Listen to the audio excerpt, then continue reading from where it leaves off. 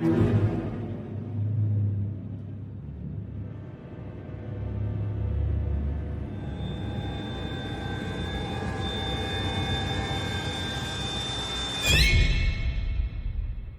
a moment when the sun disappears, when darkness falls and you're left with just your fears. That's the moment you feel your first pang of doubt. That's the moment when the night comes out.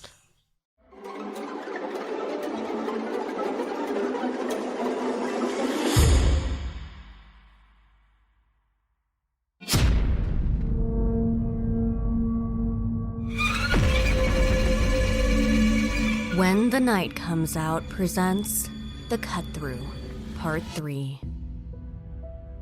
The time has come to learn the truth.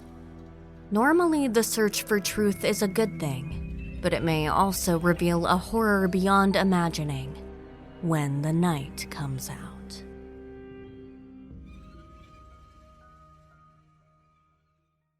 Roy dragged a chair across the floor up to the conference room table.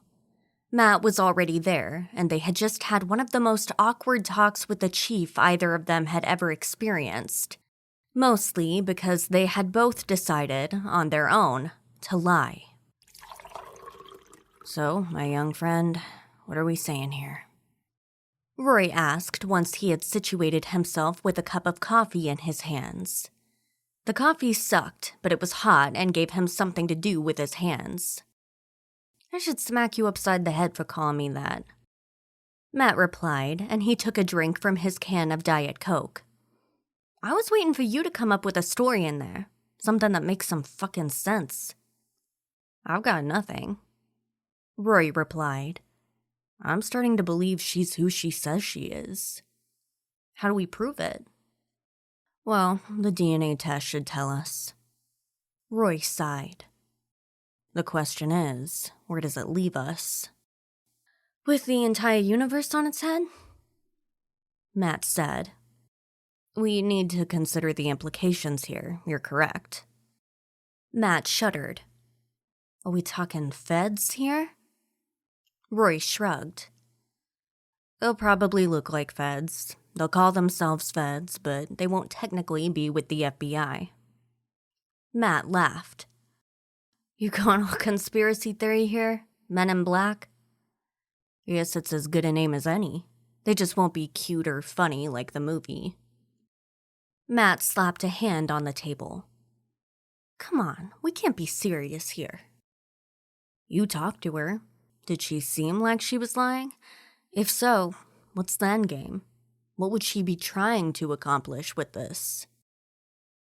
"I don't think it's a con. I just think she's unstable. Crazy. I think she was driven to Crazy Town by someone."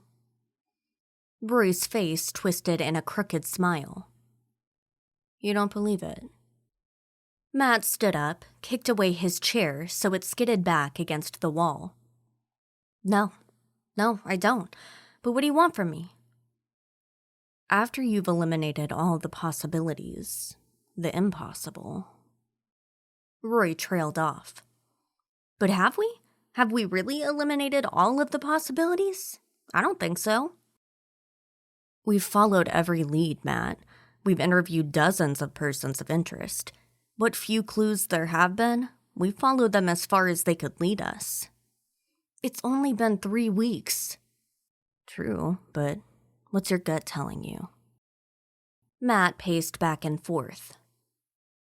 "Same thing your gut's telling you, but what do we do with it?" "Maybe we help this girl get out of the hospital," Roy said. "She wants to talk to her mother, her friend Tim. Maybe she should. If she is who she says she is, she's done nothing wrong." Matt agreed. "But what world does it leave us, Hoss?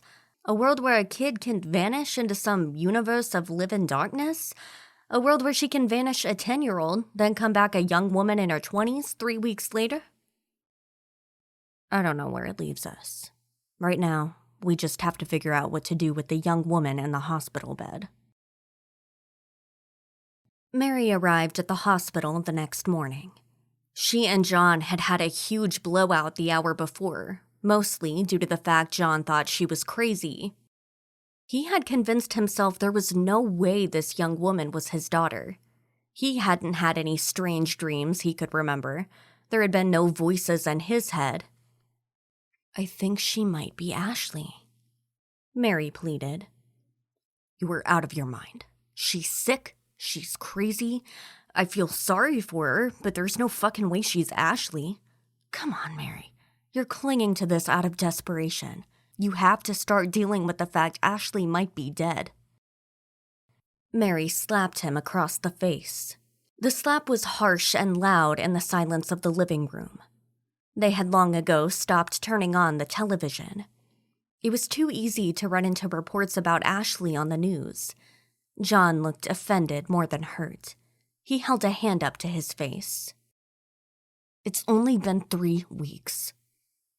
Mary hissed through clenched teeth. "This young woman has all of Ashley's scars and markings. How do you explain that?" "I don't know, Mary," John said. "I just know it's impossible. The story she's telling is impossible. You can't cling to the impossible, Mary. We have to look at this rationally. We have to make plans." "I am not burying our daughter," Mary said as tears flowed over her cheeks. "I am not ready for it. It's too early. I need to at least go talk to this woman. There might be things she knows only Ashley would know." "You're clinging," John repeated, his eyes red, and he looked so tired. "You don't want to deal with reality." "And you want to give up.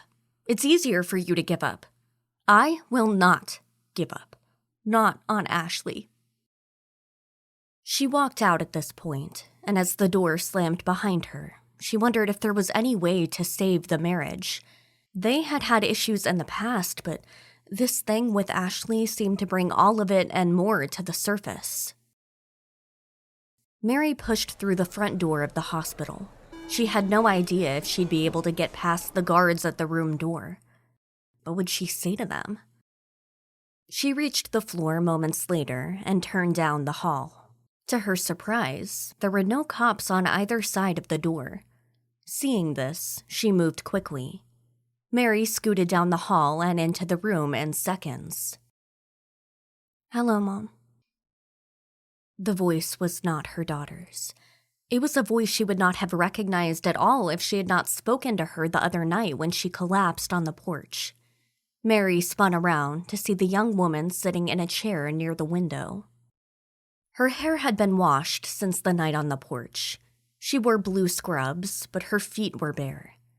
The skin Mary could see was marked with short cuts which had left permanent white welts, dozens of them just on her hands, arms, neck, ankles, and feet.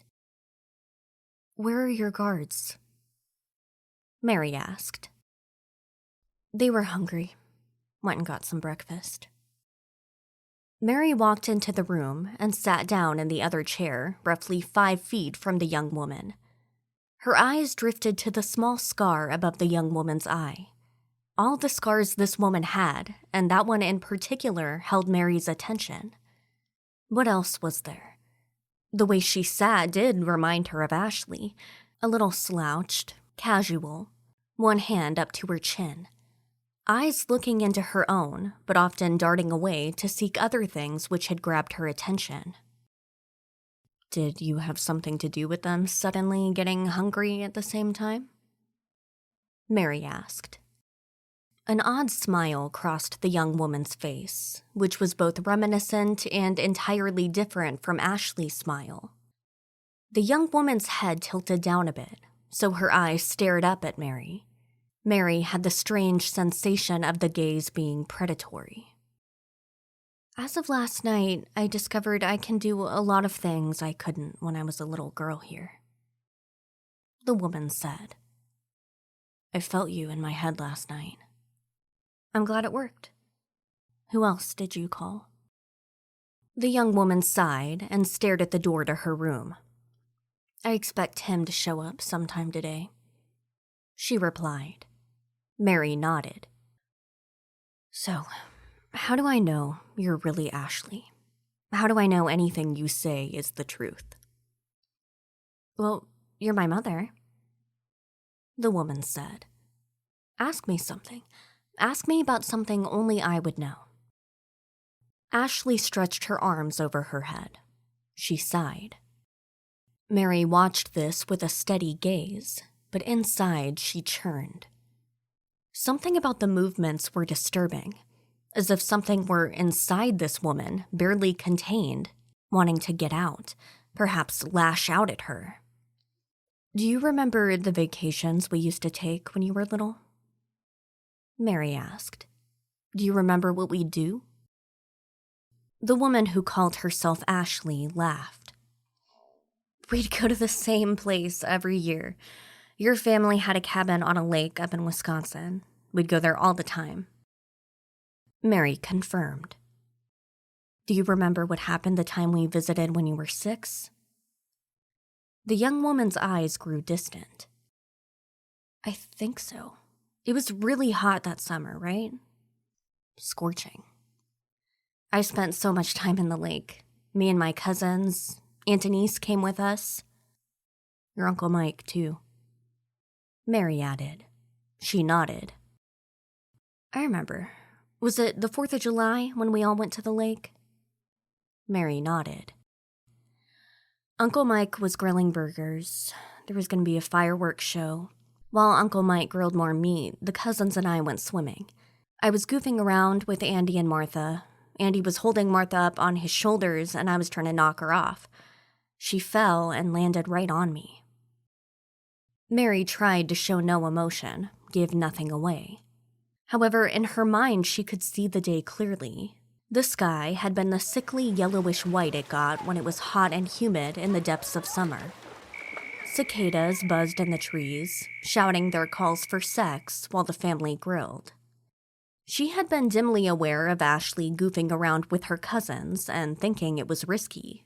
But they were kids, and kids did risky, crazy things all the time. Her knee hit my nose, and then her head hit mine. The young woman continued. There was a loud crack, you told me later, which was heard over the din of the picnic. She went down and came up with a bloody forehead. I was knocked out and didn't come up. The terror in Mary's heart when this happened had been absolute. It was the same terror she felt when Ashley vanished just 3 weeks ago. She could still see how Ashley's cousin popped up, in tears, head gushing, blood running down her face. The parents had all run toward the water, but soon stopped. Where was Ashley? As for me, I don't remember much. I remember things going black. I remember total pain. I was out for just a second, but it was enough for me to get caught in the commotion and pushed away from the shoreline. When I woke up, I was totally confused. I started thrashing around. The world around me was white water and foam, but I couldn't seem to find where the surface was. My feet wouldn't work right, and I couldn't get any purchase on the bottom of the lake. It felt like hours, but it was probably just a few seconds. Next thing I knew, there was a hand on my head, and it pulled me up by my hair. I stared into Dad's face a second later and burst into tears. John had nearly knocked over the barbecue grill when he ran into the water. Already, the parents of the cousins had run to them to help them out of the lake. For a few more frightening seconds, the surface of the water was calm, and Mary was sure her daughter would drown. Then there was frantic splashing, and Ashley's arms broke through the surface. John ran into the splashing and got her to the surface. He picked her up and held her in his arms. Somebody called an ambulance, Ashley said. My head was sore, but the bleeding stopped pretty fast. All of us were really no longer bleeding by the time the ambulance got there. Still, they packed us all up and took us to the hospital where the ER docs did those tests. They thought I might have had a mild concussion and weren't sure about Cuz, so they kept us overnight.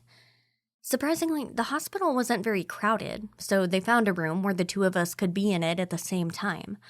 We all watched the fireworks from the window, and then she and I built pillow forts and goofed around most of the night. Mary held John's hand while they watched the fireworks. She felt such relief, and he was her hero. When they got home later, she had jumped his bones in the backyard of the cabin. It was the only time she ever had sex outdoors and got mosquito bites all over her legs and back for the effort. A month or so later, you told me you were having another baby. Ashley continued. I was excited, but then a few weeks later, something happened. You lost the baby.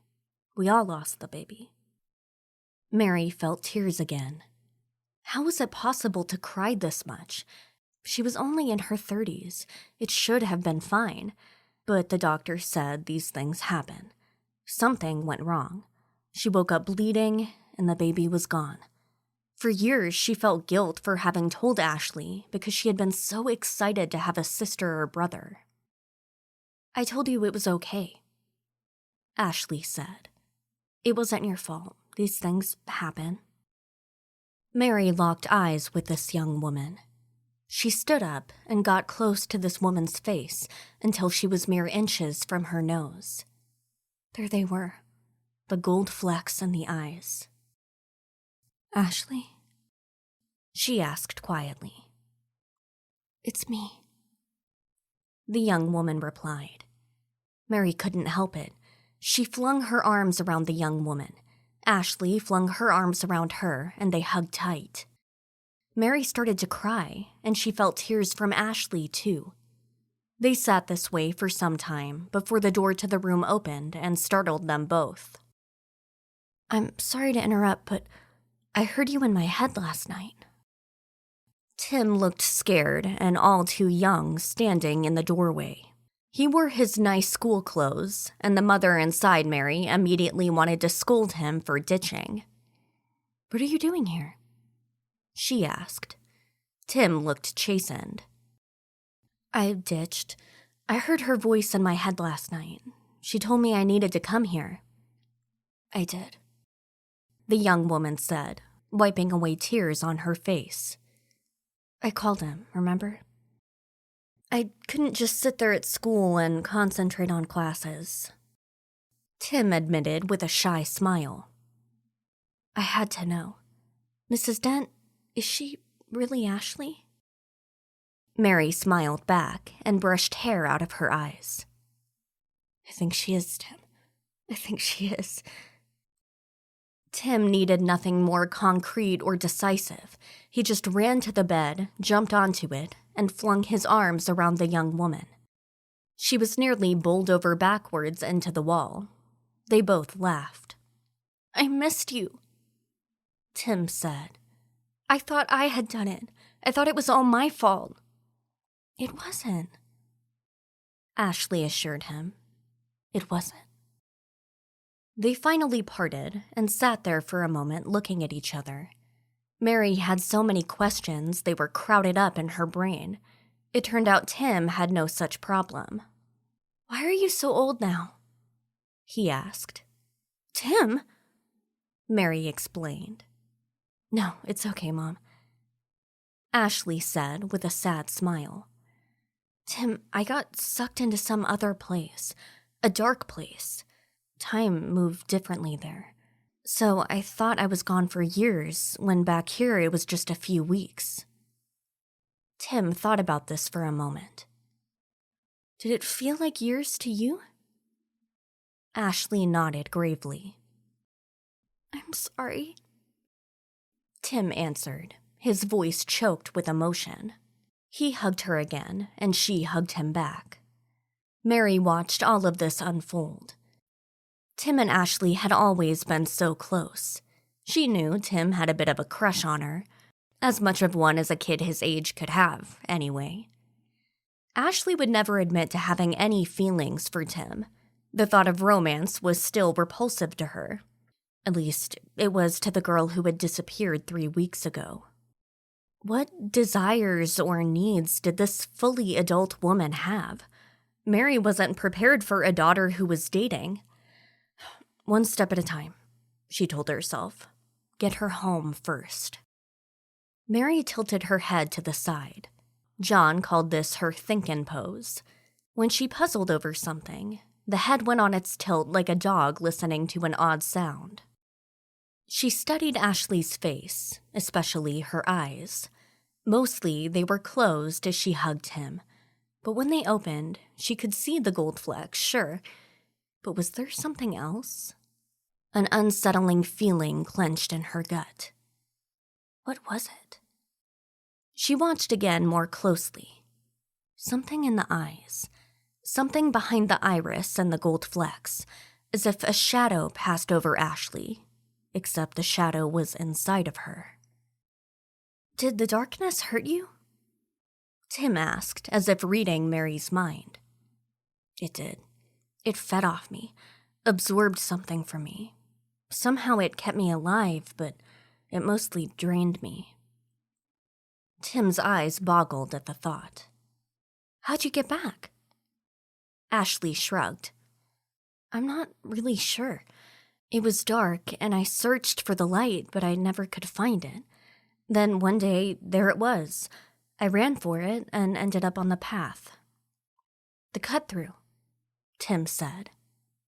Ashley nodded. Yes, the cut-through. I landed there in the grass. When I got to my feet, I just ran home. Tim seemed to have no more questions for the moment. Ashley looked at him for a bit, then turned her head to take in her mom. Mary nearly gasped. For a moment, her eyes were totally black. No color, no gold. Then it was gone.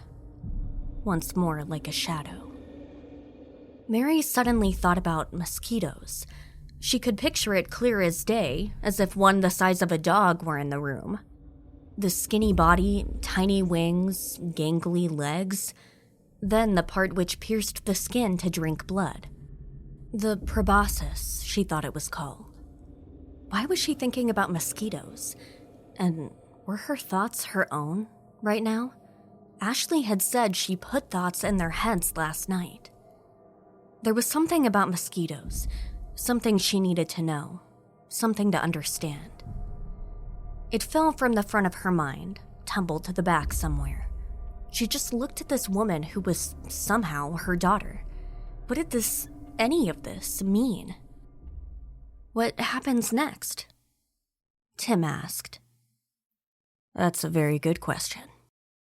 The voice came from the door and was loud enough Mary yelped in surprise. When she turned around, the two detectives were walking into the room. Mary thought the older one looked tired. Good morning, everyone, the detective said, removing a battered fedora from his head like a detective out of a movie from the 40s. I see we're all here, even you, Tim. Tim looked stricken. I'm sorry, officer. I had to come see Ashley. The detective sat in a chair at the far end of the room. The younger detective stepped inside and leaned against the door. You can call me Roy. The detective, Roy, said. You're calling her Ashley, I see. Are you convinced, Tim? She's legit? Tim looked from the detective to Ashley, then back again. Yes, he said. Roy nodded slowly. What makes you say that? Tim just shrugged. She just is. I've talked to her. She sounds like Ashley. She hugs like Ashley. She has the same eyes, too. Roy played with his hat, which rested on his knee. What about you, Mrs. Dent? Mary was shocked to hear her name. I'm not sure what to think. Detective Roy, she knows things only my daughter would know. What about you, Detective Dreyfus? The younger man shifted his feet and didn't look at any of them. I don't know what to think. Look, guys, we've talked about this, and we've come to believe there are possibilities that we can never comprehend. At the same time, what this woman is telling us is impossible. You're afraid, Ashley added. I'm afraid too. I spent decades being afraid where I was, but you're all afraid what this will do to you, to the world. Suddenly, there aren't just other worlds, but people can vanish into them. In those worlds, there are monsters. The darkness humans have always been afraid of actually is dangerous, and it can bite us. Roy nodded slowly, then clapped his hands. She's right. So, the question comes back around to, what do we do about Ashley? Do we let you go? And if we do you go home with Mary? Will you write your story, sell it to a magazine or some podcast? What do we do about the investigation into a vanished little girl? The silence fell hard. For the first time, Mary realized the full implications of everything. She wondered if Tim understood. Ashley should come home, Mary said. She belongs at home. Roy cocked his head to the side. Does your husband feel the same way? What was the point in lying? John has doubts. Roy laughed. As do I. I think we all do. The question is, how bad are the doubts? Is he the type to start calling the news stations? Is CBS going to be parked outside your house by tomorrow? Mary shook her head. No, I think the last thing he wants is publicity. Matt looked up from his shoes for the first time. There was a quiet confidence in his demeanor. He was young, but he had the attitude of someone who had seen a lot. What you thinking here, Haas? The younger detective asked. I'm thinking we're running out of reasons to hold this woman any longer. Roy pointed at the bed. Ashley had just sat there for some time now, clutching the thin hospital pillow to her chest. What are we gonna do, Matt? Arrest her? For what? She hasn't done anything except appear. Out of nowhere, Matt added. Maybe true, Roy agreed, but doing so is not a crime. What about the case? Matt asked. I mean, do we close out the Ashley Dent case? Roy thought about this for a long time before slowly shaking his head back and forth. No, we keep it open. We keep accepting tips, maybe even do some investigating. Every few years, we'll need to get in front of the cameras again, do an update. We'll tell people we're still looking for her. Mrs. Dent, you and your husband will come out and be the grieving parents again. The rest of the world, hopefully, will think Ashley Dent just vanished, never to be seen again. Mary watched the detective lift his tired eyes and lock onto Ashley's. You think you can handle this, Ashley? Roy asked. Ashley nodded slowly. I think so. You'll have to come up with a story, Mrs. Dent. Roy continued. Basically, we're talking about witness protection type stuff here. New identity. I don't know what the story will be that you want to come up with. A long-lost niece or sister or something. Something believable. But you can never tell anyone outside of this room who she really is. Now, Roy focused his laser-like gaze on Tim. Tim, do you understand what I'm saying? He asked. Tim nodded. No one would believe us, the boy said. We'd have to tell the world she was someone else. Somebody else. You can be Ashley and Tim when it's just you two, but nowhere else. Even your friend Josh can't know. That's a lot to ask of a boy as young as you, Tim. I apologize for putting this much weight on your shoulders. I can handle it, Tim said and smiled. Detective Dreyfus, what about you? The young man finally stopped holding up the wall and walked into the room, over to the window, where he stared out for a time. Finally, he turned back around. This is shit I never trained for, he said. Sorry for the language, Tim, but this is beyond just finding a killer or a lost kid. I don't even know how to start wrapping my mind around this. But I don't want to be the lunatic out there, running around talking about monsters or alternate realities. I'll play my part, Roy. I'll keep things quiet. I don't see much of a choice. The implications of letting this get out are big, Roy added. I already told you why, but I can't stress this enough." They all grew quiet again. "What now?" Mary asked. "We have a few things to wrap up here," Roy said. "Matt and I will do what we can with our reports. We'll make a note about the strange woman who was not Ashley, who claimed to be. It should send the conspiracy theorists into spasms, but there's nothing we can do about it. If you can convince your husband, then Ashley can go home with you." Mary smiled. Her heart leaped in her chest like a bird in a cage. "Thank you," she said. "Don't thank me," Roy said. "I can talk a good game, but I have no idea if any of this is real. My entire world and how I view it is upended if I admit any of this is real. However, everything I have and everything I've done tells me this is Ashley." Roy reached into his jacket pocket and produced a yellow envelope. "I called in every favor I could to get this as fast as I did," he said. "I pulled every string I knew to pull, so I got the DNA results back this morning. It's the entire reason I was late getting here." Mary noticed the top of the envelope had been ripped open. He had already reviewed the results. Ashley, like all the kids at her school, had their DNA entered into a database when they were in first grade. He said, "We were able to compare the two. They're a match." There was a gasp from everyone in the room save for Ashley. Rory continued. "So, I have to admit, this is what it is. I don't understand it. I'm not sure I want to.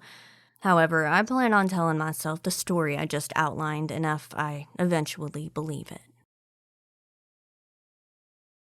They talked for a bit more, and Mary had a hard time hiding her excitement. However, when she finally stood up to leave, she asked Roy if she could speak to him in private. There was still something nagging at her. Something at the base of her skull itching inside her brain. While Tim and Ashley chatted away in the room, and Matt Dreyfus sat in the same chair he had slept in the night before, Roy and Mary stepped into the hallway. She wasn't sure what to ask him, but she still could not shake the image in her head. "Detective Roy, this is going to sound like an odd question," she said. "Nothing about this case has been anything but odd," he said. "What's nagging at you?" "Do you know anything about mosquitoes?" she asked. Roy's eyes widened. "Well, you actually did manage to ask me something so odd I'm a bit taken back. I know a little, probably as much as anyone who isn't an entomologist. Why?" Mary shook her head. "I don't know. Something about Ashley.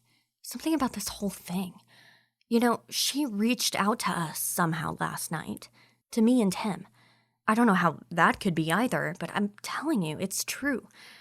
Ever since, I keep thinking about mosquitoes. Something about them, but I can't put my finger on it. Do you know why I might be thinking about them?"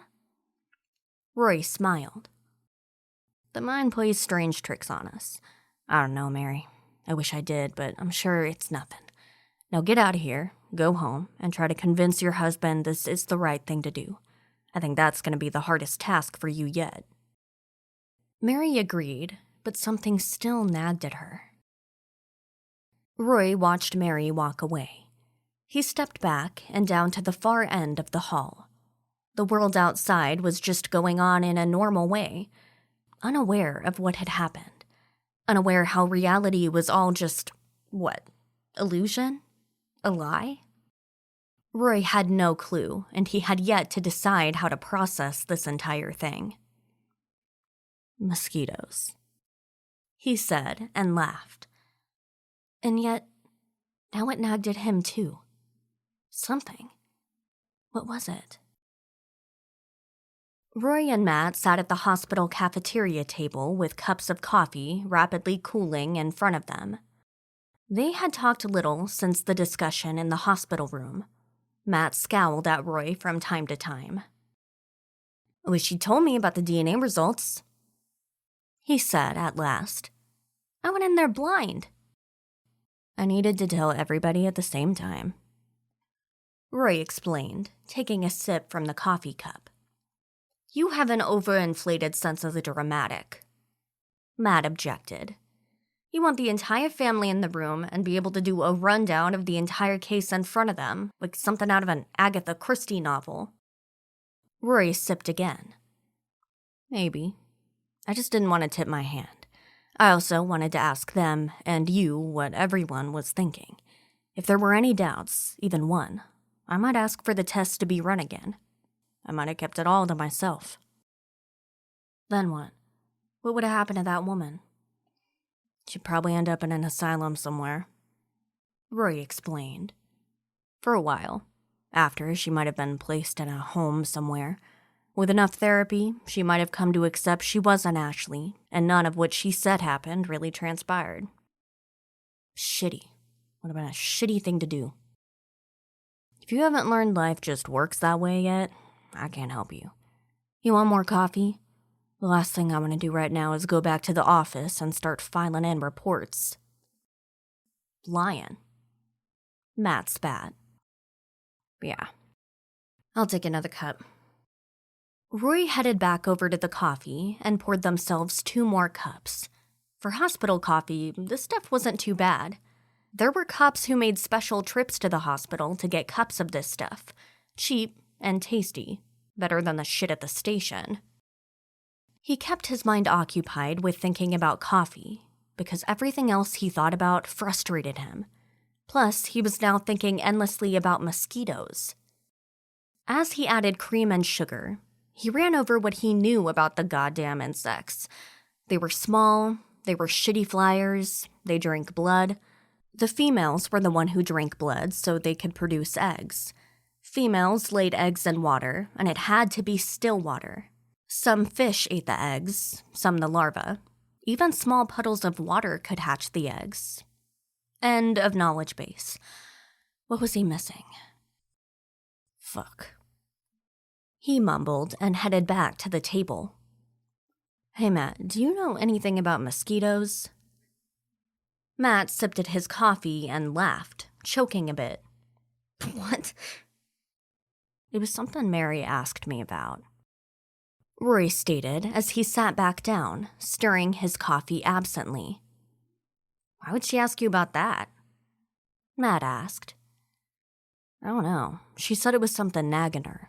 Something which had been nagging at her since Ashley showed up. Matt sipped for a bit, his brow furrowed in thought. They drink blood and their fucking bites itch. I don't know. You think it's important? I don't know. Has anything about this case made any sense yet? Point taken. They sat in silence for a while before deciding it was time to head back to the office. The paperwork was going to have to come at some point. John did not like the idea. Of course he didn't. Mary knew he wouldn't. This is not happening, he said. It is happening, John. Mary replied, her jaw set, teeth clenched. It's happening and there's not a fucking thing you can do about it. The detective said the DNA test proves she's who she says she is. Then the fucking tests are wrong, John protested. God damn it, I'm not having a crazy woman living in my house. And if you think I won't go to the media or a lawyer if the cops make us take her, then you've got another thing coming. Mary got into his face. You do any of that and you're out of this fucking house. This house is in my name, remember? This is my home, not yours. I make my own money and I will do what I want with it. If that means kicking you out and slapping you with lawsuits to shut you up, I will. John protested, but she had him. Yes, they lived well on their combined salary, but he knew she made enough to survive just fine on her own. Eventually, he just sat down in the living room to watch television and sulk. Mary stayed in the dining room, her entire body vibrating with anger. Although something still nagged at her thoughts, she was excited for Ashley to return. Her daughter was coming home, and there was a lot to catch up on. What had Ashley been through? Yes, she knew the high-level details, But what was it really like where she was? There had to have been more than darkness. It was a nightmare. Ashley would be traumatized. Mary was prepared to send her to therapy for as long as it took to get her well again. With love and dedication, which Mary felt she had in abundance, they would find a way out of the darkness entirely. Mary tapped at her tablet. She looked up therapists. Then she started looking at houses for sale, because the other thing she thought would need to happen is they would have to move away, far from the weird path where she had vanished. It made Mary uneasy. Life was going to get better. It would be a long road, but things would get better. Mary was sure of it. John would come around. Ashley would become herself again, and they would try to make up for her lost childhood. This would become a memory, a nightmare, but one forgotten.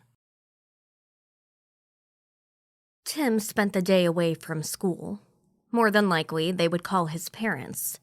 He was going to be in trouble, but he didn't care. He felt like a part of something much bigger than himself. How did he feel about all of this? It was a lot to grapple with. How did a kid his age deal with the fact that there were alternate dimensions? It was cool, but Ashley's descriptions of things in the other world were terrifying. Then there was the stuff Ashley was able to do with her mind. How the heck had she been able to reach out to him in his thoughts and dreams? Of course, just dealing with a grown-up Ashley was weird. Yes, he had had a crush on the younger version before she vanished. The feelings back then, when she was a young girl, were confusing. Now she was an adult, and she was beautiful, despite the haunted look in her eyes. What did he do now? How did he handle his feelings? Tim headed into the downtown area of the suburb he called home. He didn't think anyone down here would know his parents. This was the wrong move. Given Ashley's disappearance, his parents were going to freak out. Still, there was a phrase his grandmother had used once which seemed to make sense here. It was easier to ask for forgiveness than for permission. He walked around a few of the stores. He got ice cream at the shop. Outside, younger kids ran around playing in the parks, and their parents looked on. Some of the parents chatted with other parents. The sun was bright, and the day was warm. It was a perfect day for not going to school. Tim longed for the day he was one of the kids there running around, oblivious to the world around him. He hadn't been that way for very long. His parents found him watching the news with them, actually paying attention, when he was quite young. They worried about it, but his father said he needed to learn how the world worked at some point. Except now he knew more than his parents. He knew the world worked in ways no one had ever talked about outside of comic books or movies. There were other worlds, and they were right nearby. Tim extended his hand away from his body, palm flat. Was there another world right here, just beyond his vision? Were there times when thin spots passed right past the ice cream store? Were there thin spots downtown? Tim had always had an interest in the weird stories of strange, mysterious creatures, cryptids, they were called. He thought about the recent spate of sightings of the Mothman in the region. Then there was Sasquatch and the Loch Ness Monster across the ocean. On and on it went. What if those things were just creatures who sometimes slipped through into this world from nearby realities? He felt nothing against his palm. No energy, no signals from another world. Just warm air and a slight breeze. He realized he must look silly with his hand out, so he put it back down. He had to go home. If he didn't, the police would be out looking for him soon.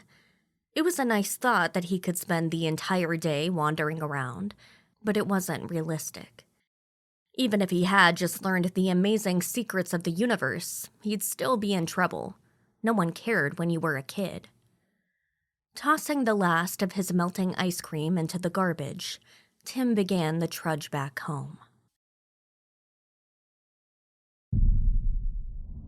Ashley closed her eyes and began the mantra she had been reciting to herself for almost 24 hours now. Please go away, please go away, please go away. She alternated this with another phrase. Please let me stay me, please let me stay me. Inside her mind, her thoughts were terrifying. Which thoughts were her own and which were from the thing in the other dimension, she couldn't tell. It was getting harder and harder to differentiate. Thoughts of murder and blood filled her brain and lurked just behind her eyes. Beyond that was darkness. Endless darkness. Please, please, please. She whispered, her fingers clutching the sheets. The door opened, and the handsome doctor who had been attending to her for the past day walked in. He always smiled, and he was smiling now, holding a tablet in one hand instead of the clipboard she had expected. "Hello there," he said. "How are you feeling?" Ashley pushed the dark thoughts away. The moment the doctor stepped into the room, her first thought was, kill him. This was immediately followed by images of stabbing him in the neck with a scalpel. She could see his eyes grow wide in shock and feel the warm blood spurt into her face while washing over her hands. In her mind, she could hear him gagging and gurgling on his own blood. Then, the moment he spoke, all of it vanished. "I'm doing okay," she said, and returned the smile. The doctor sat on the edge of her bed and put a hand on her ankle. "There is technically nothing medically wrong with you right now, which requires you to stay in the hospital," he said, but his face had now become sober. "There are wounds all over your body from something like needles. Something has bitten you or jabbed at you. Despite this, you show no signs of significant blood loss." Yeah, she thought, because the thing in the dark didn't want blood. It just drained her life energy. The pain from the needles just seemed to make her life energy more appealing. "You've no broken bones, but a lot of bruises," the doctor continued. "You're malnourished, but this is fixable. I'm going to set you up with a dietitian who can help you get on a plan to put on some weight. I'll give you a name, and then you have to follow up. I want you to see Jenny. She'll get you set." "Okay," Ashley said, but her mind was thinking about how good it would feel to wrap her hands around this man's throat. She would feel the pulse in his neck as she pressed against it, causing it to slow, until it stopped. "I have to be blunt with you," he said, all traces of the smile he had gone now. "You show serious signs of PTSD and probably other psychological wounds. I need you to take them seriously. I want you to start seeing a psychiatrist and perhaps get on medication. At the very least, you need to start talking to someone about the trauma you've been through." "Okay," she said out loud, but in her mind, she was thinking if she had a gun, she could shoot this man in the head. His brains would fly out the back of his skull to paint the walls. If she had a big enough gun, if she could get close enough. Please stop, she thought. "I understand Mrs. Dent has agreed to take you in," the doctor said. "She's a very generous woman. I'm fine with releasing you to her, and I'm going to make sure she has all the details I just explained. I want her to help you get the assistance you need." He smiled, and Ashley noticed he had even white teeth. Not a smoker here. It was a handsome smile, but she also thought about how she could find a way to wear those teeth around her neck. Perhaps earrings. She could cut them out of his jaw while he was still alive. He'd choke to death on his own blood. Please stop. "So, do you have questions for me?" he asked. "Do you have medications for me?" she asked. In her mind, she was shouting over the voices inside her brain. Her own voice came out quiet and steady. "I have a couple of prescriptions," he admitted. Follow the instructions on the bottle. I have one to help you sleep. I think you've been through a lot. You might have some trouble sleeping, but be careful with it." "I will," she said. "Nothing else, not now. I just want to get out of here." "I understand," the doctor said. "I also talked to the detectives. They said there's no reason to hold you here. Your guard is gone. However, Detective Brody said he'd like you to stay in town in case they have further questions. They really would like to find the person who did this to you." Ashley couldn't suppress a smile. If only such a thing were possible. The person who did this to her wasn't really a person, and it was still doing things to her. It was inside of her, just waiting for the moment she was in this world. Once she jumped through the portal, it activated, and now she felt it coursing through her veins, cold and unfeeling, trying to make her the same way. "I have no plans to go anywhere," she said. "I wish you well then," he said and shook her hand. "Thank you for being a model patient, Ashley." The name fell on her like a lead weight.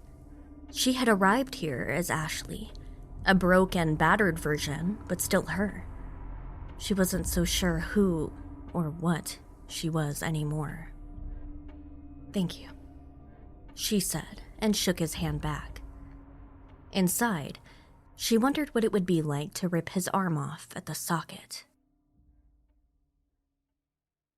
Roy got home and cracked open a beer. Then he decided he needed more, so he poured himself a shot of cheap whiskey as a chaser. He took both drinks into the living room of his 3-room apartment and sat down in the worn, dusty, green easy chair. Once situated, he downed the shot, then sipped his beer. Rory found his TV remote and turned on the flat screen. He flipped channels until he found an old movie. Try as he might, he couldn't focus on the story. He knew the movie by heart, but how the hell did you go back to normal when the world no longer made sense? Fuck. He cursed and stood up.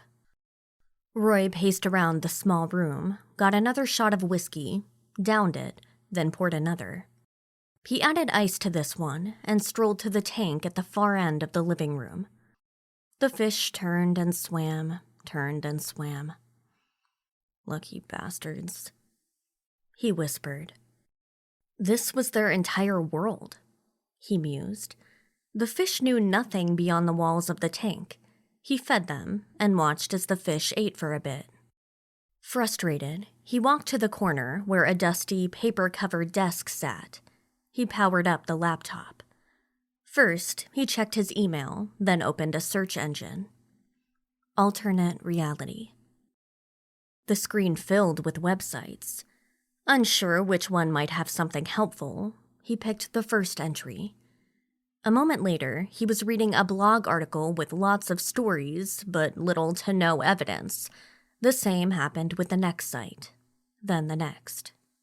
There was nothing of value. A few articles said there were scientists out there who took the idea of alternate dimensions and realities seriously. Studies were being done. Maybe. Or it was all rumor. There was little to no proof of anything. Bullshit, he said. There was nothing. Lots of guesses, a few theories, no evidence, conspiracies. It amounted to zilch. No mentions of darkness, nothing about monsters. He searched haunted houses, ghosts, demons. Roy searched about Bigfoot, then the Loch Ness Monster. Roy had never been a believer in any of these things. From the time he was young, evidence he could see, smell, touch was all that mattered. He didn't trust ancient books of uncertain origin.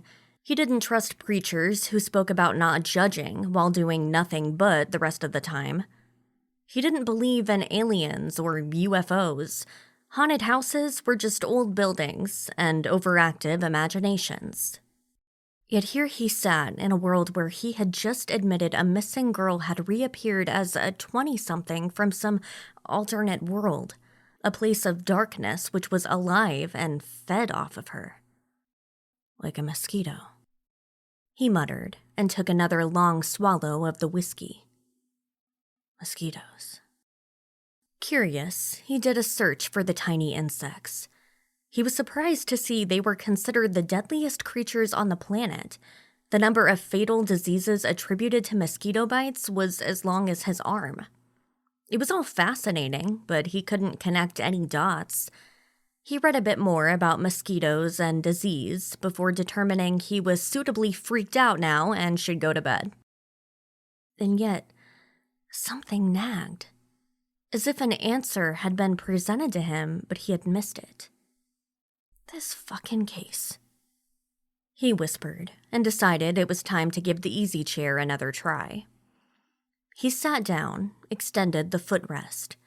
Rory leaned back and closed his eyes. He felt sleep rushing toward him like a speeding train, and he prepared to embrace it.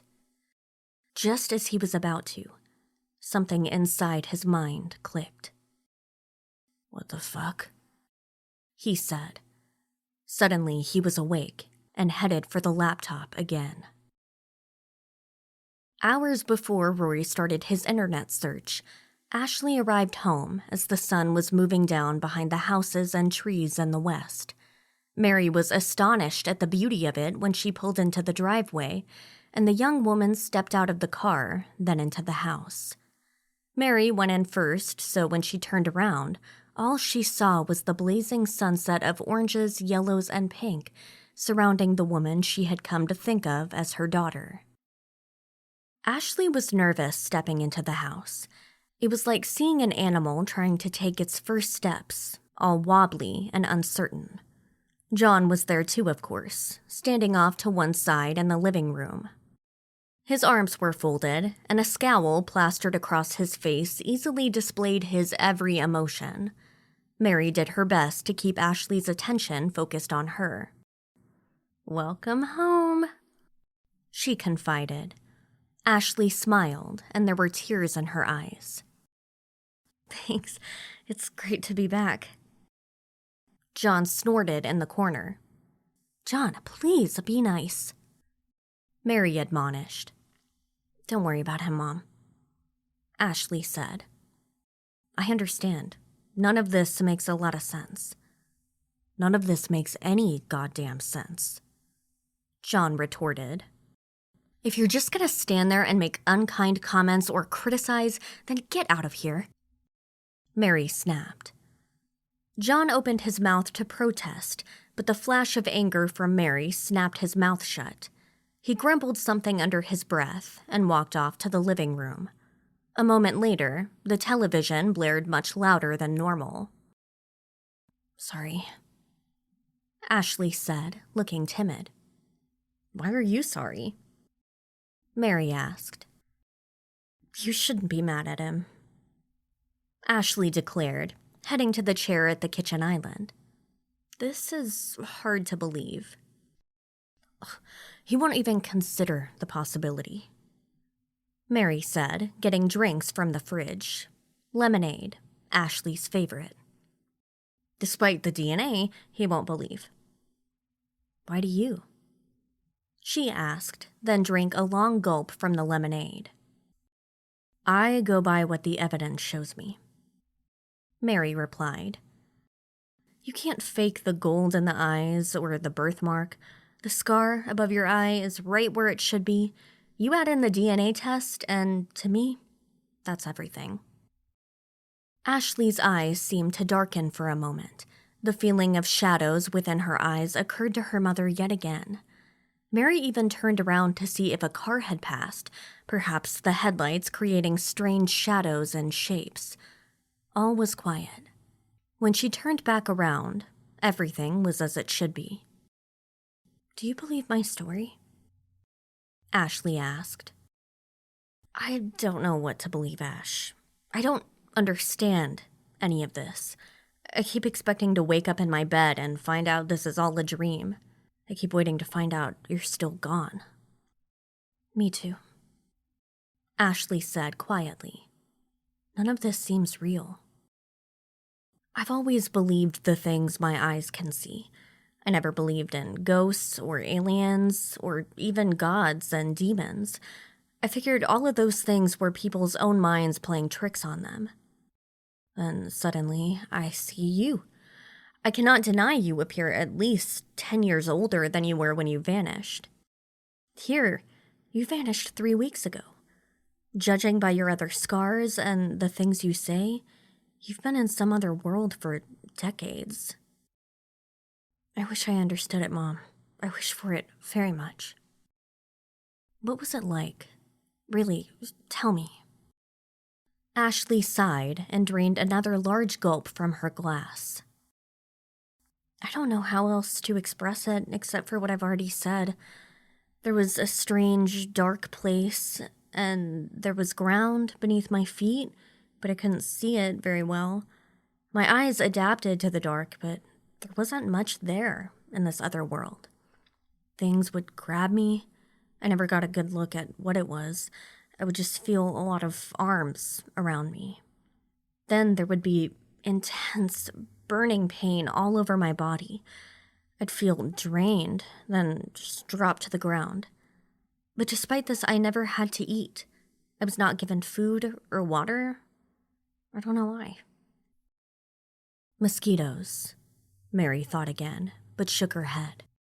No time for nonsense thoughts right now. This was all hard enough to believe without it.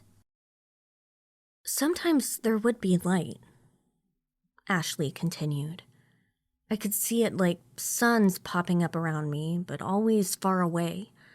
They were high in the air, although distance and height was hard to determine. Then one day, the light happened very close to me. I just ran for it. I figured it had to be better than where I was. If it was a sun, then I'd just burn up. If it led somewhere else, it had to be better. Mary pondered for a moment. You came through from a place in constant darkness into a place of light. Something like that would have made an average person blind. You didn't seem to have any trouble. Ashley shrugged. I don't have an answer.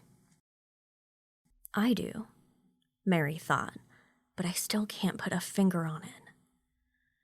Ashley finished her lemonade with another long gulp. She smacked her lips and looked around the kitchen. After a moment, as if considering many things, she looked back to Mary. I'm very tired, Mom, she said. I think I need to go to my room, lay down. Are you sure you want to sleep in your old room? Everything seems sort of small now. Ashley smiled. It'll be fine for a few nights. We can get a bigger bed later. She stood up, walked around the table, kissed Mary on the cheek. Good night, she said. Without pause, she walked through the kitchen and up the stairs. All in all, Mary managed to hold it together pretty well until that moment. Once Ashley's bedroom door closed, however, she put her head in her hands and wept. Ashley stepped into her room, and the door closed behind her. She leaned against it, her eyes closed. Inside, she beheld images of stabbing her mother with one of the knives she spotted in the butcher's block on the kitchen counter. When she opened her eyes, she saw the room of a child. The small bed, the mix of odd posters on the wall combining elements of boy bands with punk rock bands. It was the room of a girl about to become a teenager. Stop, she whispered. Stop, please stop. She walked further into her room and looked down at her arms. Her hands and arms shook, and she saw dark lines grow, then shrink beneath the skin. Inside her head, the anger raged, and she saw oceans of blood, planets made entirely out of mangled bodies compressed together into celestial bodies the size of Jupiter. Stop, she said over and over, collapsed next to the bed. She clasped her hands together as if praying, but she just pleaded to the empty air. She pleaded against the images and thoughts assaulting her mind. I just got back, she thought, and I can feel myself slipping away. I can feel my mind going. No, please stop, she pleaded. She had come so far. Here she was, all these years later, and finally she had found her way back. She knew this was her room. She recognized the smells and the sheets from the soap and shampoo she used. When she stared at Mary, she knew she was her mother. Yet none of it felt real. When she had been in the other place, she sometimes did fall asleep. When she did so, she would dream about her mother. She would dream about home. Ashley could reach out and touch her mother's face in these dreams. Was this all just a dream? Like so much vapor or smoke? She was afraid she would wake up. More than anything, she was afraid something was within her. Perhaps the darkness from the other world was inside of her, pushing her aside, killing off the part of her which was still Ashley. No, she said. Please. Then suddenly, she felt something deep within her.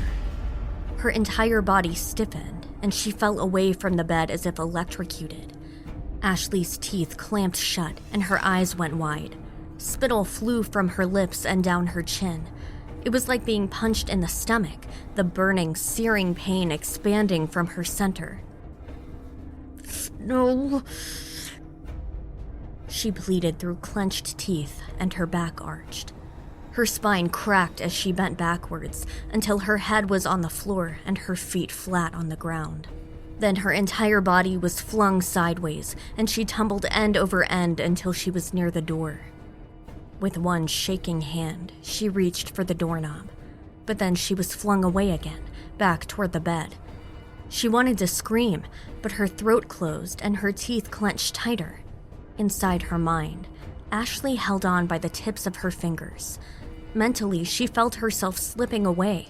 Around her, the light faded, and she knew she would never have the power to hold on. Tears streamed from her eyes and down her face. Her body stiffened again. Then she was gone, and something else took her place.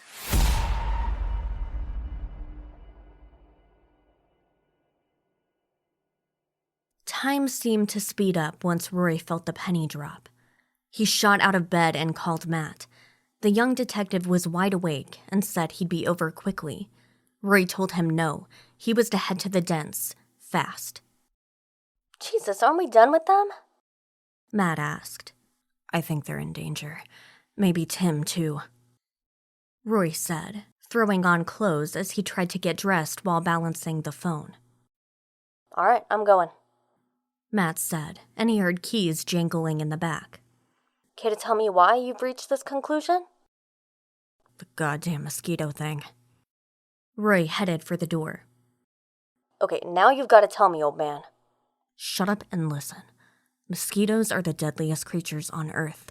They kill thousands around the world every year. Yeah, they carry all kinds of diseases, right? Roy was out the door, and the sounds of the street hit him. No, they're called vectors. That means they can pick up and carry viruses and disease, then transmit it to warm-blooded animals. Roy heard a car door slam and an engine start. This is not convincing me, crazy man. People think the blood mosquitoes drink does it, but that's not how it works. Mosquitoes drink blood and can pick up a virus like West Nile or malaria.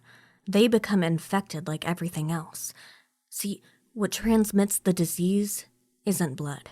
Mosquitoes inject saliva when they pierce the skin. The saliva has a mild anesthetic so the person being bitten doesn't feel it, and an anticoagulant so the blood will flow. It's the saliva which causes the itching and red bump. It's the saliva which carries the disease. Matt made a sound indicating he was listening.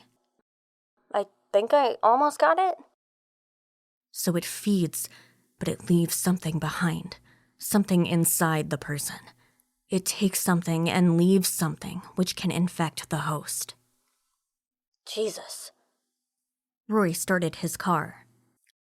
Whatever the thing that was feeding on Ashley left some of itself in her each time, something which activated when she came back through. Roy heard a tire squeal on the other end of the phone. Christ, I hope you're wrong, Roy. Me too, but I don't think I am. Mary felt it too. Roy sped off into the night. He reached over and grabbed the bubble light. He flicked it on and stuck it to the roof. He had a sinking feeling time was running out. The house was dark when Mary decided it might be time to head to bed. Her insides vibrated with excitement, and she didn't think sleep would come easy. Her daughter was home. The phrase rolled around and around inside her head. It alternated between comforting her and terrifying her. Her daughter was home, but she was all grown up. Grown up 3 weeks after she vanished as a child. Her life made no more sense. Her entire view of reality was suddenly different. Mary was determined, however, to make things work. God damn it, she was going to deal with things and connect with her daughter again. At the same time, she was so angry about missing out on so much of her daughter growing up. All of these emotions bunched up inside of her head.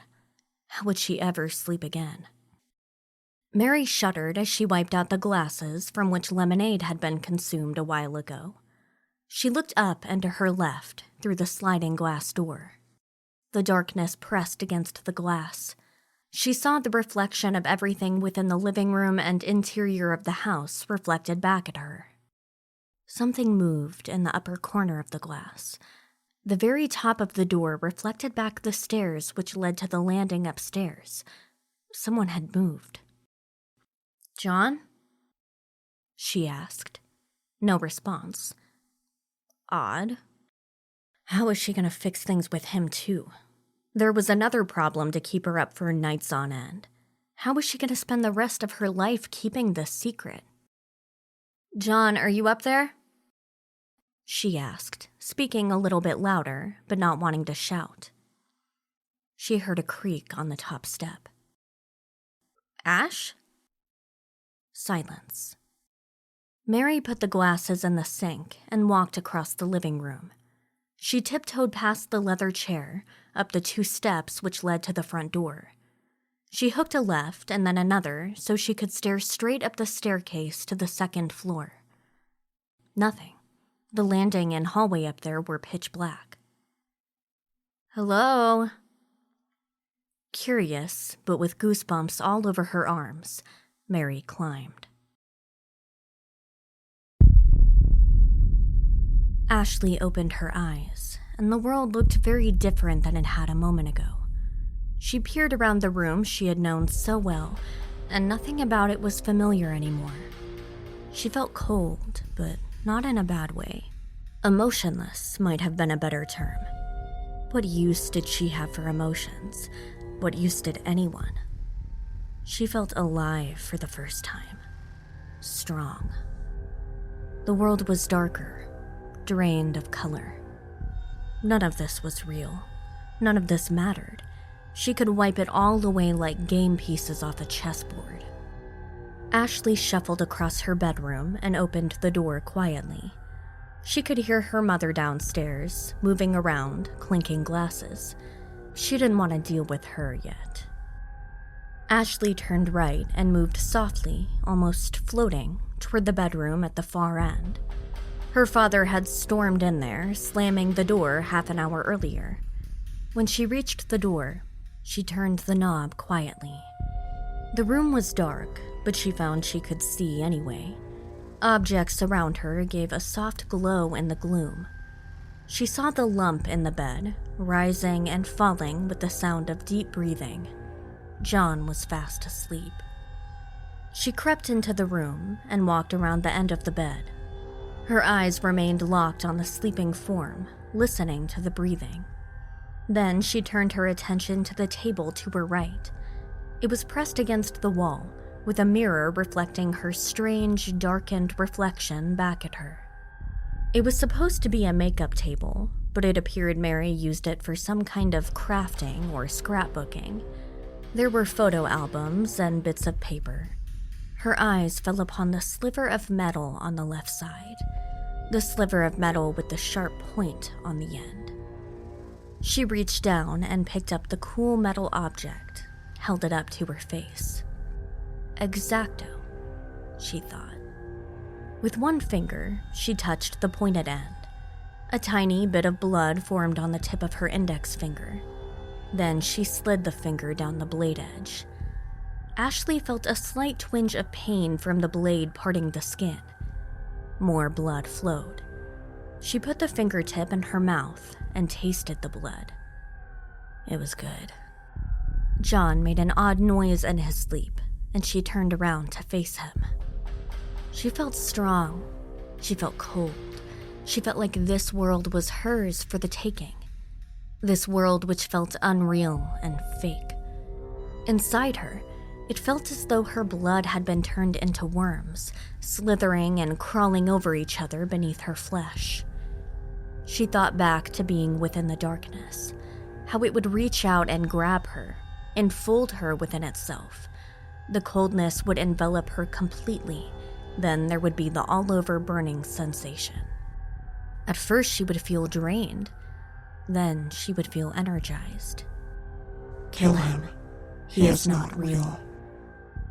Her feet light on the floor, she twirled the blade between her fingertips with both hands. Slowly, she walked around to the side of the bed. The blankets and comforter rose and fell, rose and fell. These fake creatures with their fragile shells liked to pretend they were so strong, so hard. They were not. They could be destroyed so easily. An entire world filled with these humans on which to feed, to destroy. So many could be annihilated easily, even with a blade as small as the one she held in her hand. He didn't believe in her. Ashley had heard him yelling about her being fake. She wasn't fake. The world she had come from was not fake. This world was the fake. This world of lights and colors, an imitation. She watched him sleep, pulled back the edge of the sheet and comforter. His eyes were closed, shirt off. Curious, she poked at his shoulder with the tip of the blade. The snoring stopped for a moment. His eyes fluttered. She pulled back the blade.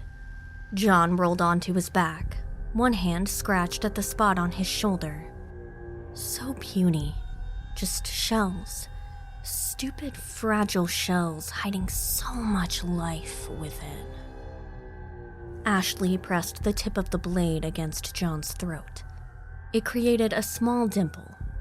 Then she pressed harder. The blood flowed down over his neck and over her hand. So warm. She felt strong, so she pressed with greater and greater force. His eyes flew open, and John began to gurgle on the blood. Ashley smiled and pressed the blade deep. So fragile, so easily destroyed.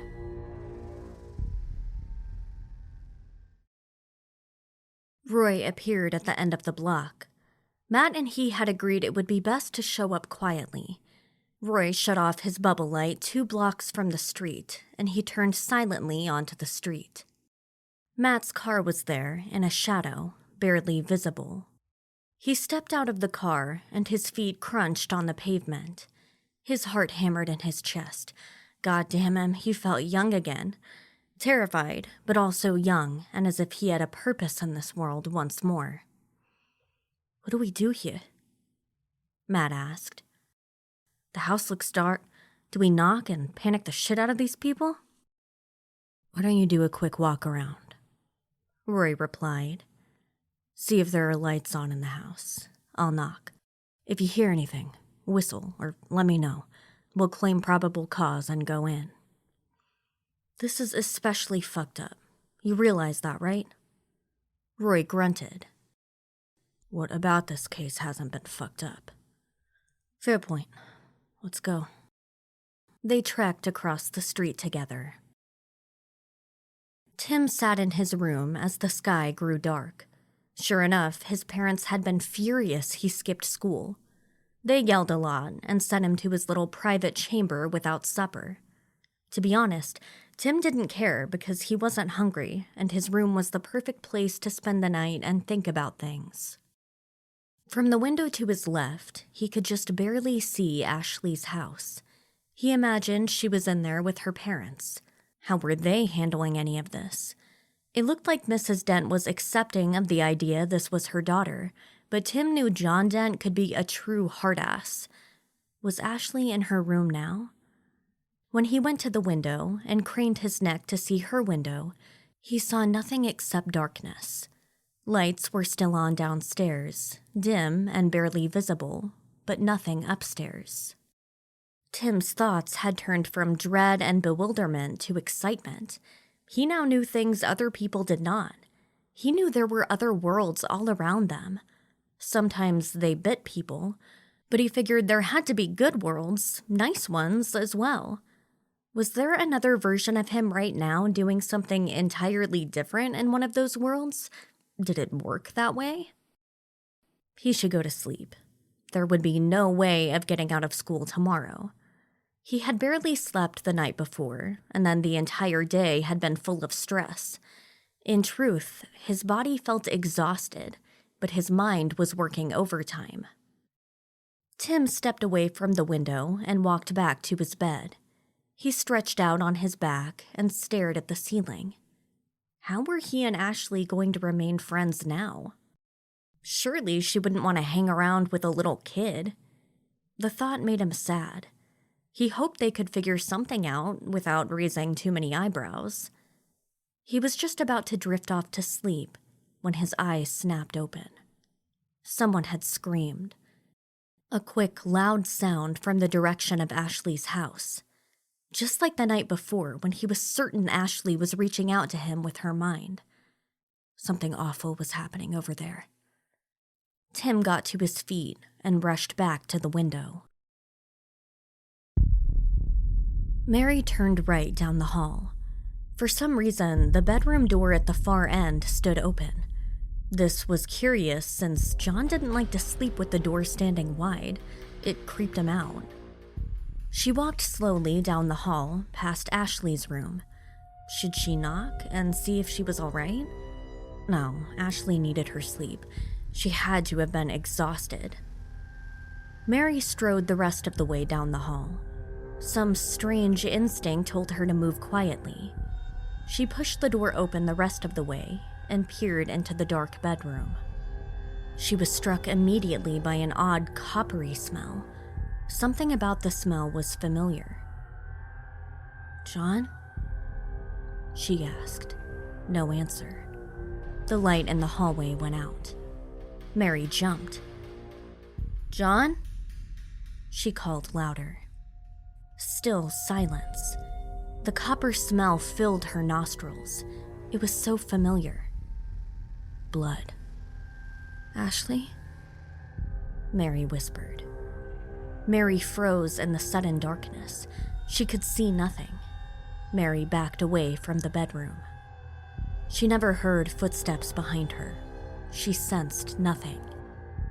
Mary's heart hammered like a fist against the bone cage encasing it. She turned to head back down the hall.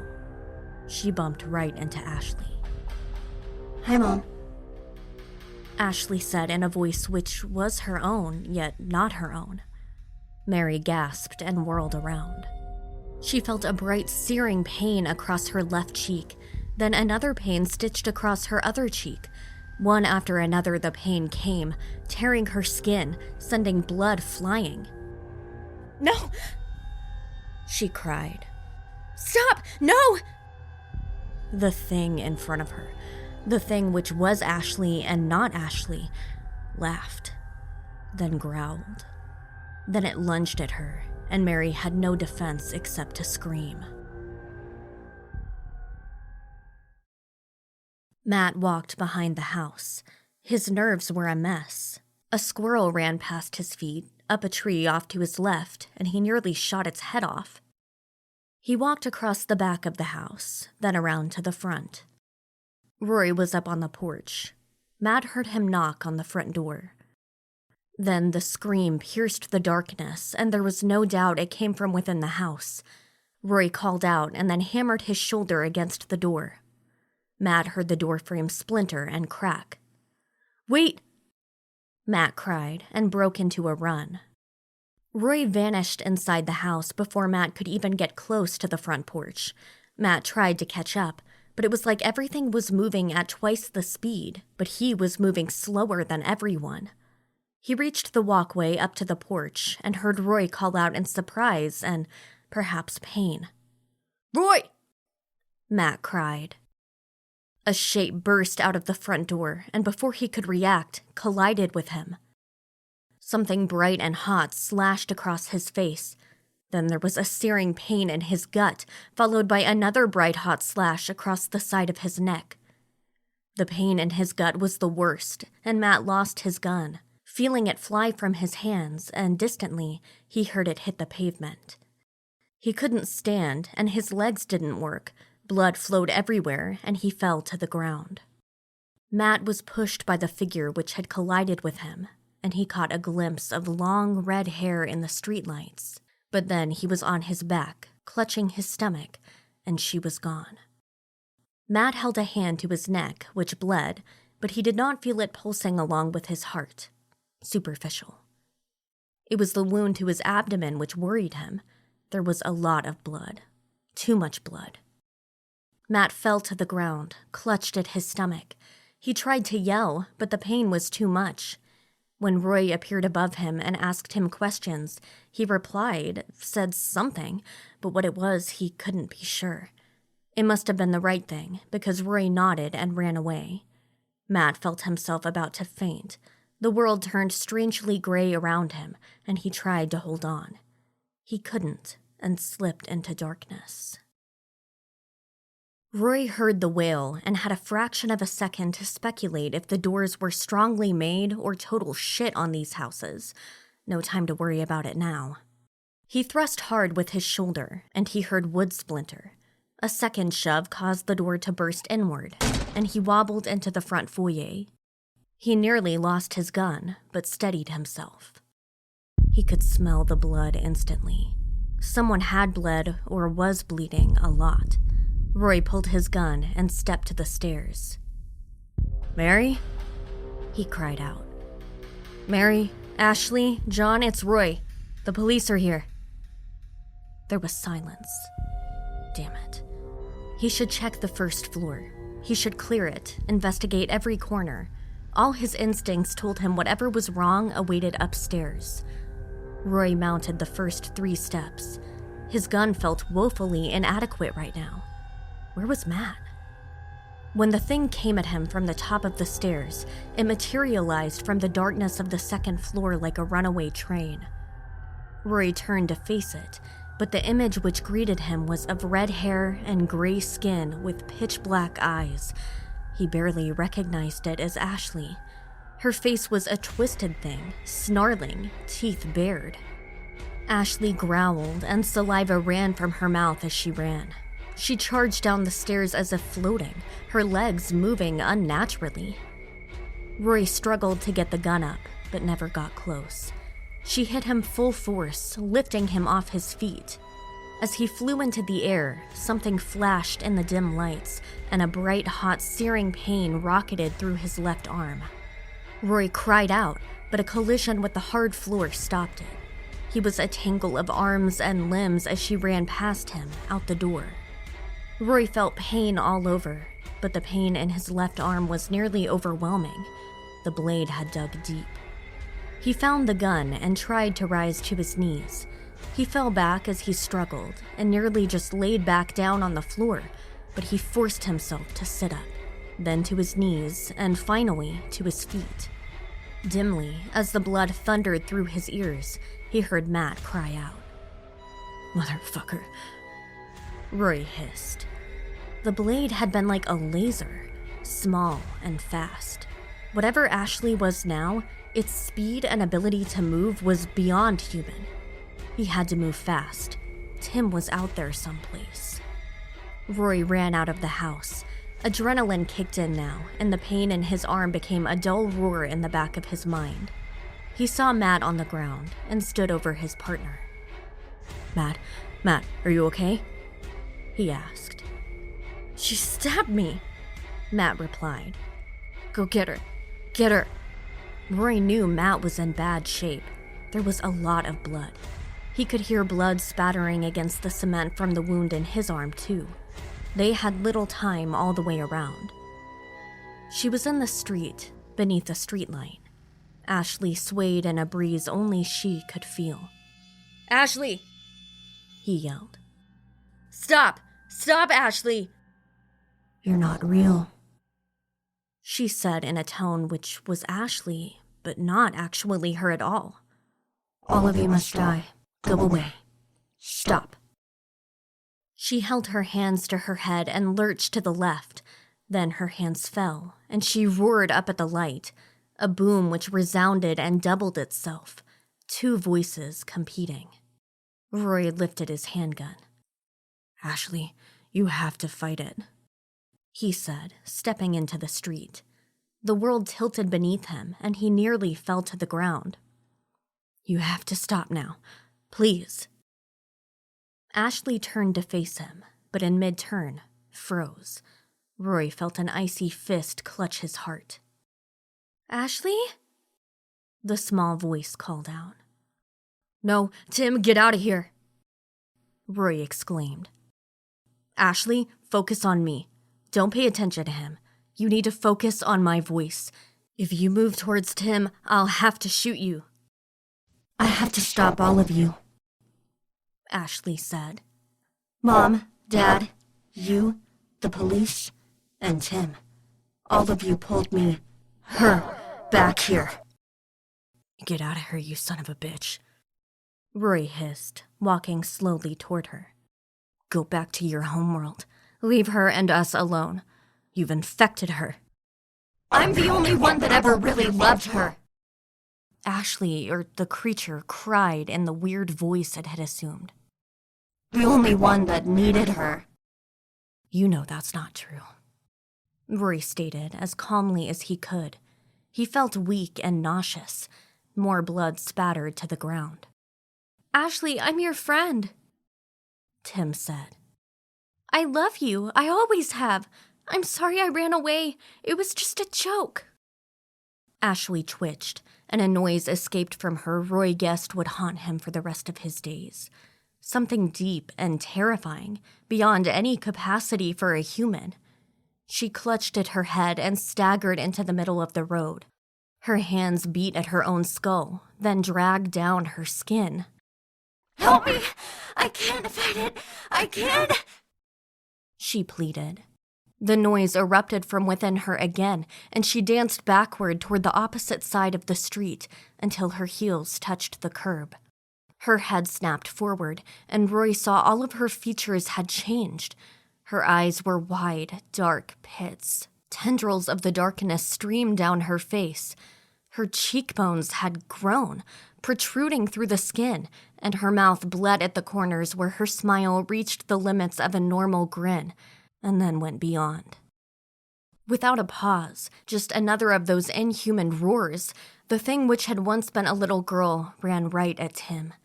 The speed was as equally inhuman as the sound which it made. Roy steadied his hand as best he could, counting on the adrenaline. "Please stop," he said, but knew whatever was left of Ashley was gone. The creature held the small blade in its hand. It raised it over its head as it ran towards the boy. Tim was frozen in place, unable to even raise his arms to fend off the coming blows. It was this sight which caused Roy to finally fire. He fired once, clipping the creature in the leg, nearly toppling it. He aimed and steadied, trying to push past the growing pain in his arm. Fired again, this time center mass. Once, twice, a third time. The creature may have been inhuman, but Ashley's body was still all too human. It staggered backwards. The blade fell from its hand, clattering to the street. Roy fired once more, and this time it fell over backwards. It lay in the street twitching, trying to get up, but the damage from the bullets had shattered the body's spine, destroyed vital organs. Roy dropped his weapon and ran to Tim. "Are you okay?" he asked.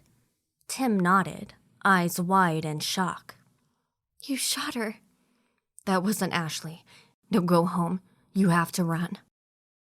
The paralysis broke, and Tim ran away into the shadows. Roy saw lights turn on all up and down the block. He heard sirens. He was going to be in tremendous trouble for not calling in for backup. Was Matt still alive? So many goddamn mistakes. So many fucking mistakes made by a man who should have known better. How could I have known about this? He asked the night. How could I have trained for any of this? None of it mattered. Roy reached the body on the street and saw its face shift and change. It was as if the flesh were water, running and pooling, ebbing and flowing across the skeleton beneath.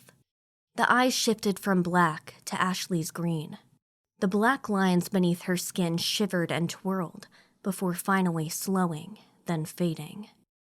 Roy knelt down next to a young woman who was the Ashley he had come to know in the past days. Red blood spilled from her lips and down her chin. The bullet holes created dark, wet patches on her clothes. She raised one blood-stained hand towards him.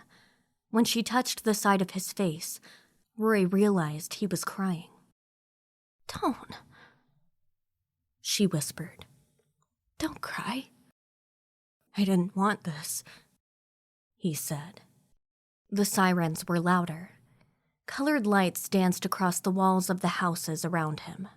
There was not much time. Ashley shook her head. It was nearly imperceptible. No, she said. You freed me. Roy held her hand. Her fingers were sticky with blood. So much of it was all over the pavement. He was covered in it, and he smelled it with each breath. I'm sorry, he whispered. I'm sorry I couldn't help you. She coughed. Her chest rose and fell. You couldn't save me, she whispered. No one could. Her eyes fixed on the sky above. Roy held her hand as cars screeched around the corner to come to a stop behind him. He distantly heard car doors open. It's not dark, Ashley said, the hint of a smile on her face. She looked relieved. It's not dark. Then she was gone. The horror show inside the home showed investigators what had happened inside the Dent home. John Dent's throat was sliced so deep the cut exposed his windpipe. Blood soaked the sheets, and the walls appeared painted with it. Mary Dent was cut so many times it was impossible to get an accurate count. The fatal blow had been one to her carotid artery. She bled out against the wall in her hallway. Matt was unconscious when the paramedics arrived. The wound on his neck was superficial, but the wound to his stomach was so deep, Ashley's fist must have buried itself inside. The blade perforated part of his liver. The slash across his face would likely not even leave a scar. As for Roy, his arm had serious muscle and tissue damage. Had Ashley struck in a slightly different place, his brachial artery would have been hit, and Roy would have bled out in seconds. Roy told his police colleagues the girl was crazy. There had been no reason to keep her locked away, and Mary Dent insisted she come live with them. Something must have snapped. Perhaps seeing the life she hadn't and would not have caused her to murder. It hurt to throw Ashley under the bus like that, but it was the explanation which made some sort of sense, and Roy could keep it straight. Ashley's body would be carted away, autopsied, then buried in an anonymous grave. It wasn't fair, but she was in the light. Roy reminded himself she was in the light. Roy spent a couple of nights in the hospital. The damage to his arm was pretty extensive, and the elaborate brace they made him wear made him look more like a cyborg than a cop. It didn't matter anyway, since he had been put on desk duty and then paid leave while the entire incident was investigated. "Why do I feel like you're not telling me everything, Roy?" the chief asked him while he sat in her office one afternoon.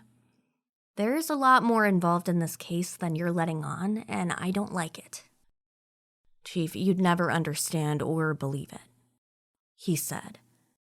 The story I presented is the one most people will be able to buy. You're gonna have to trust me. Maybe when you finally retire, you and I can share a drink and I'll tell you the full tale. She studied his face for a long time. He let the silence grow, stared out the dirty window at the gray skies visible through it. I'll back you when and where I can, she said at last. And we'll definitely have that drink someday. In the meantime, you might want to think about stepping up your retirement. Once the investigation is finished, you may want to start seeing about pensions. Way ahead of you, Chief. I don't think I can do this anymore anyway. Then let's get through this, and maybe you go somewhere and golf or fish or whatever the fuck you do. Do something else to get over this. The inquiries dragged on, but everyone on the police force eventually went with the story Roy had told. Selling the tale of a crazy woman and a kind-hearted mom was easy to swallow.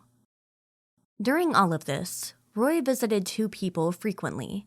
The first was Matt, of course, who had to undergo several surgeries to repair his liver. The damage done there was extensive, but it turned out the liver could repair itself. He was young and strong, stuck to what the doctors said, and slowly got better. Force is gonna miss you, Roy, Matt said one day not long after Roy and the chief had spoken. I'll miss you. How do I go on with this job knowing what I know, and no one to talk to? I'm not dying, you little shit. I don't even think I'm gonna move away. You can always come to me. I still don't even fully understand it. My mind can't wrap itself around all of it. Rory sighed. Welcome to the club. Have another member, too. Yes, we do, and I feel bad for him. He's too young for any of this. They sat in silence for some time. What's next for you, partner? Matt asked. I'm going to retire. Rory replied. Whole force wants me to. Although they all buy the story, they also know something's off. You should see how they look at me and the whispering they think I can hear. But to be honest, how do I go back to this job after all that's happened? I can't. I'll find something else to do. Maybe I'll start a crazy conspiracy theory website. Maybe a podcast. They laughed for a bit. Eventually, Matt grew tired, and when Roy left, he had a sneaking suspicion Matt would not be a cop much longer either. It made him sad, but the world had become both too small and too large for them. What did you do with that kind of information while investigating murders, rapes, burglaries, what have you? One evening, Roy ventured over to Tim's house. Summer was over by then. The air had just enough of a bite to need a jacket and remind a person winter was almost there. Roy still wore the brace on his arm and was scheduled for another surgery the following week. Tim's mother looked worried, but also grateful to see him. Apparently, Tim had been asking to see him. The message came to him at home via the chief, who still called to chat with him from time to time. Tim came to the door, smiled at him, and they walked away from the house, not really with any destination in mind. Of course, they ended up at the end of the cut-through. Tim didn't want to go through it, so he stood at the far end and threw rocks across it. It should have been me, he said, his voice choked. Why do you say that? I was running. I think if I had walked with her, it would have grabbed me. Maybe I could have pushed her out of the way. Roy threw a stick just to do something and shook his head. You can't think like that. I don't think it mattered. Whatever was just on the other side reached out for a reason, grabbed her for a reason. What reason? I've thought about it a lot, but I'm still not sure. I think it wanted to get to this side, see what was here. I have a feeling it was looking right through her eyes the whole time. Probably opened the door she jumped through. Once it got here, though, it did not like what it saw. Tim pondered this. It's why she could reach out to us in our dreams. Why she wasn't blinded when she came into the light. It was inside her the entire time. Rory nodded. I think so. Tim wiped his eyes. Was there anything left of her when she came back? I think so. I think she fought it best she could. It was too strong. In the end, she was still just a little girl. She got bigger over there, but she never really grew up. Tim threw another rock. It careened off the wooden fence. He looked both sad and angry. It's not fair, he said. She was a good friend, a good person. She never did anything bad to anyone. Roy put his arm around Tim's shoulder. He buried his face against Roy's shirt and cried. I think her life, her light, is what it saw. Maybe it managed to punch a hole right into its world, but whatever the reason, you're right. She didn't deserve it. Roy and Tim walked all around the neighborhood. They talked a lot about other worlds, monsters, and being friends. They both knew they'd never be the same. They had a secret. It was okay, though, because a secret shared was one they could keep. It didn't make the hurt go away, but it made something bearable. That was just enough.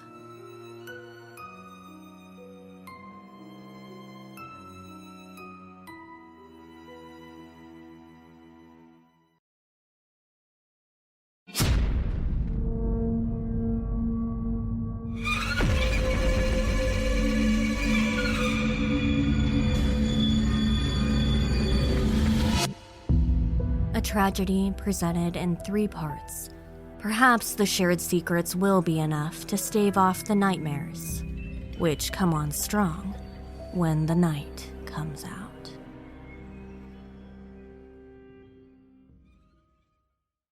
You've been listening to When the Night Comes Out, a weekly horror anthology podcast with stories by Bryan W. Alaspa and narrated by Allie James.